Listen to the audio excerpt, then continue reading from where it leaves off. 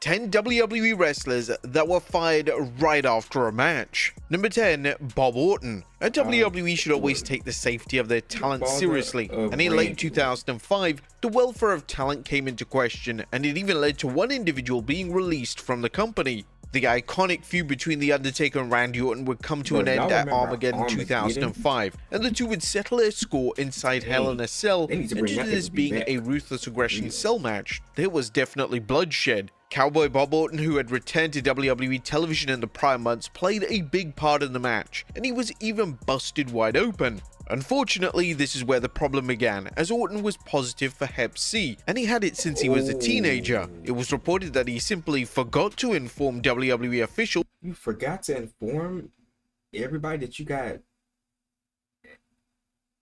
Hep C?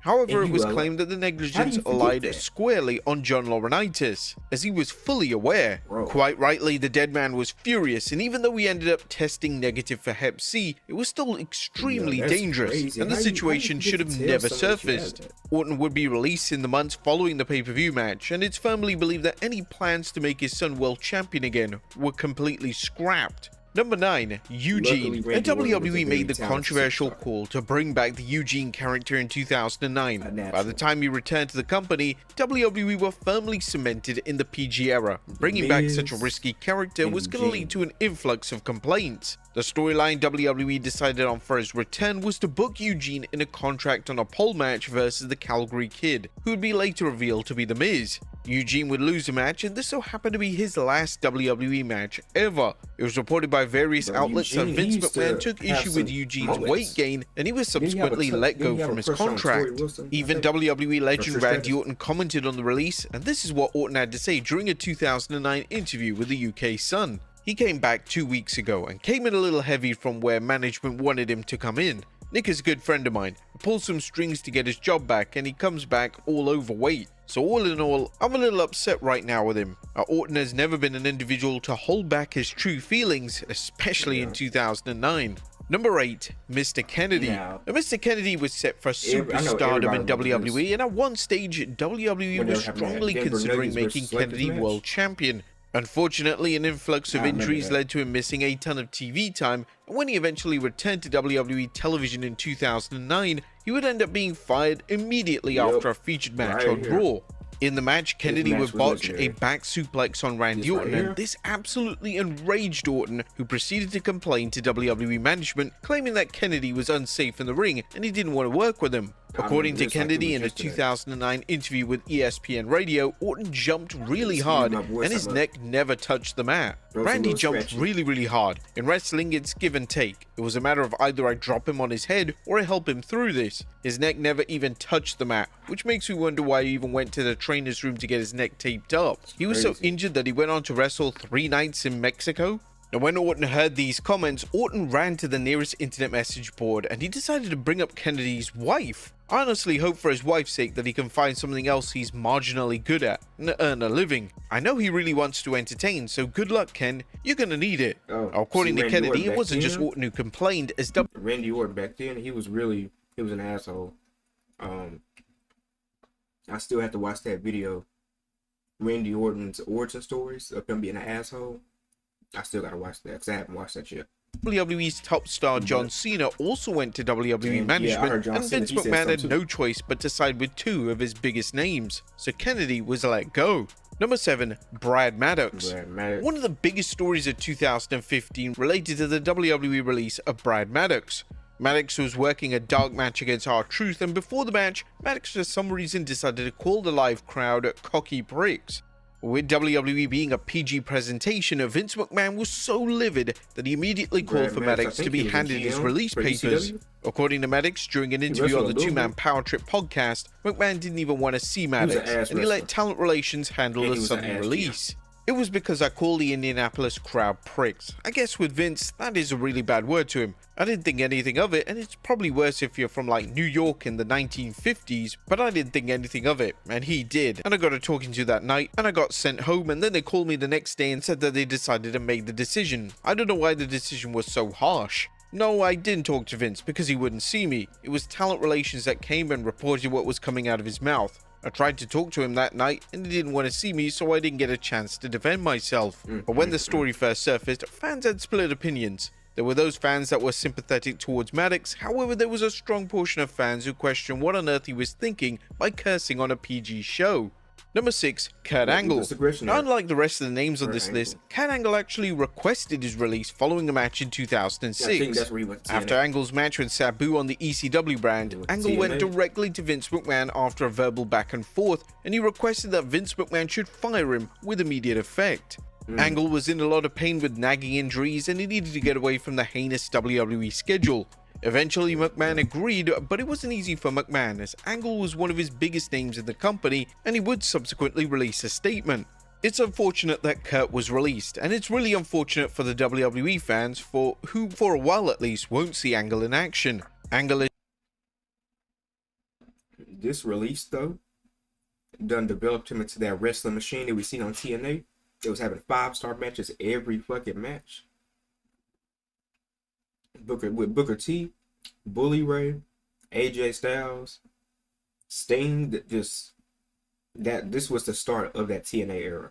He's a consummate professional. Obviously, he's a great athlete, and he's the only Olympic gold medalist in WWE history. Not to have Kurt with us is really unfortunate all the way around, but circumstances were such that Kurt should have been and was granted his release. According to Angle on his podcast, his painkiller problem was a contributing factor to him requesting his release. I was in bad shape, I had a lot of injuries. At one particular time I had the neck injury, the shoulder, the abdominal, I had torn abdominal muscle, a groin muscle, a hamstring.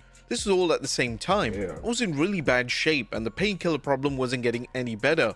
So I was in a state of turmoil and even my relationship with Vince started dwindling and it was getting more erratic. I was, calling him, leaving him messages with threats. I felt out of control. I was at a bad point in my life. I just couldn't keep myself together. That's the main reason I left WWE in 2006. This was definitely the right call from Angle and WWE, as the wheels were truly coming off. And it's often been stated that Angle leaving when he did saved his pro wrestling career and possibly even his life. Number 5, The Ultimate Warrior. Throughout his various WWE runs, The Ultimate Warrior was known to be incredibly difficult to work with both inside and outside the ring. In 1991, just 1 month before the annual SummerSlam show, Warrior would write a letter directly to Vince McMahon threatening to no-show the event unless he was paid over $500,000. This put McMahon in a tough spot as Warrior had already been heavily marketed for the show, and if he was pulled from the show, it would no doubt damage the upcoming buy rate. McMahon had no choice but to follow through with the payment, and it would be McMahon who got the last laugh, as following the SummerSlam pay-per-view, Warrior would be fired on the spot. In an official letter addressed to the Warrior, McMahon would state, "You threatened to stay at home, thereby not appearing at Titan's major summer pay-per-view event, SummerSlam. I had no choice but to accede to your exorbitant demands. This was a serious mistake on your part. A wrestler making demands of this nature is rare, but it's happened from time to time in pro wrestling, and the other most notable instance took place in 1999 with Jeff Jarrett." Number 4, Brian Clark. WWE had high expectations for the Chronic duo, and they were given the opportunity of a lifetime at the 2001 Unforgiven pay-per-view. The team, which consisted of Brian Clark and Bryan Adams, was to face The Undertaker and Kane, and if this match went well, then there was no doubt that both men would be cemented in the tag division for many years to come. Ultimately, the match was a total and utter failure. The match exposed both members of Chronic for not being at the level of fellow WWE stars, and it was obvious from his face that The Undertaker was utterly ashamed of the quality of the match. After the match, WWE made the executive call to send both men for more training, but when Clark refused, he was released from his WWE contract. WWE taking this type of action following a match isn't common, but they needed to act. The match was truly atrocious, and they needed to make a point that subpar in-ring work in 2001 just wasn't going to cut it. Number 3, Buff Bagwell. Although there was a portion of the fanbase that expected Buff Bagwell to have an epic run in WWE following his arrival in 2001. The problem was that although Buff Bagwell was unique and fairly decent in the ring, he had a notable attitude issue, and this wasn't going to work with WWE's locker room at this time. Bagwell's WWE run was a total bust, as Bagwell would just end up having one match on WWE television. That match was when Raw turned into WCW Nitro and was main evented by Bagwell versus Booker T. It resulted in one of the worst matches in Raw history. The match was flat, botch-filled, and the WWE audience had no interest in seeing a B-level WCW match in the same event slot of Raw. When the match was so poorly received, WWE decided to let Bagwell go from his contract, with both his attitude issues and the horrendous Booker match being key contributing factors. Now, in relation to Booker T, he was said to be extremely well liked backstage and had instantly connected with the locker room. Booker was given another chance, and his subsequent feuds with the likes of The Rock and Stone Cold Steve Austin were well received and showed the world that Booker T was going to be a WWE mainstay for the next few years. Number 2, Braun Strowman. It was hard to have classic matches during the COVID-19 pandemic. However, Bobby Lashley, Braun Strowman and Drew McIntyre certainly tried at Backlash 2021. The three-man had an outstanding triple threat for the WWE title, and this was a match that deserved to be witnessed by a live audience as it was just that good. But in one of the most confusing moves of the COVID-19 era, it was formally announced just weeks after Backlash that Strowman had been fired. Strowman had gone from wrestling for the WWE title to being unemployed in a matter of weeks, and fans wanted answers. It was reported that Strowman's release was a cost-saving measure, and Strowman was one of the highest paid names on the WWE roster. Cutting main event level talent was alarming, as it showed that nobody... I wonder what he's doing now. I know he recently got released, recently.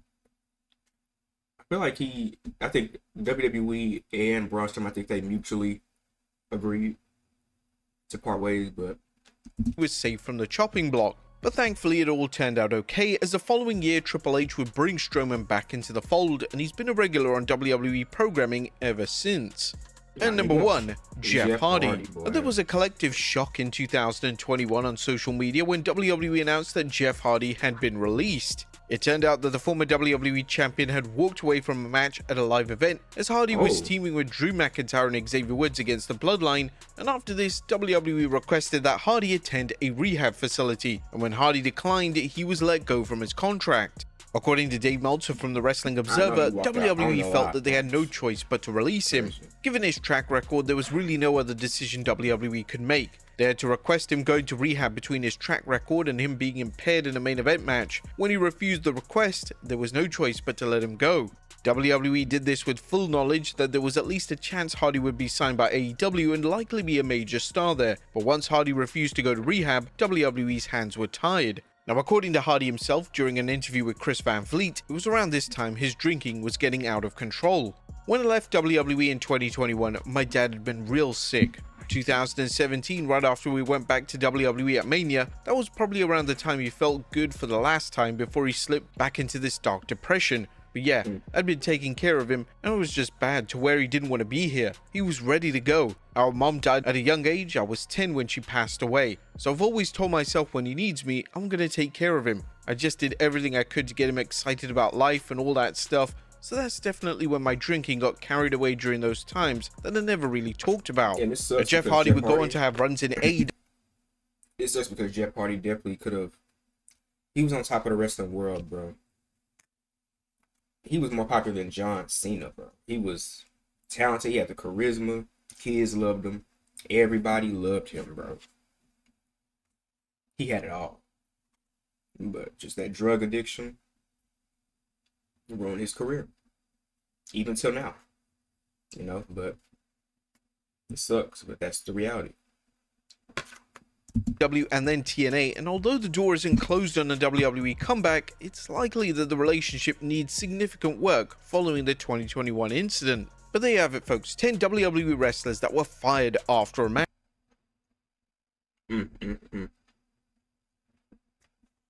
Yeah, well, that was the end of this video. There's a lot of these people I didn't know they got fired after a match. I mean, I knew Mr. Kennedy. That's the most known one I know, but dang, that's what I'm saying. But be sure to like, share, subscribe if you're new. Be sure to follow your boy on Twitch. I stream 3 to 4 times a week. This is your boy Icy Dreams, signing out.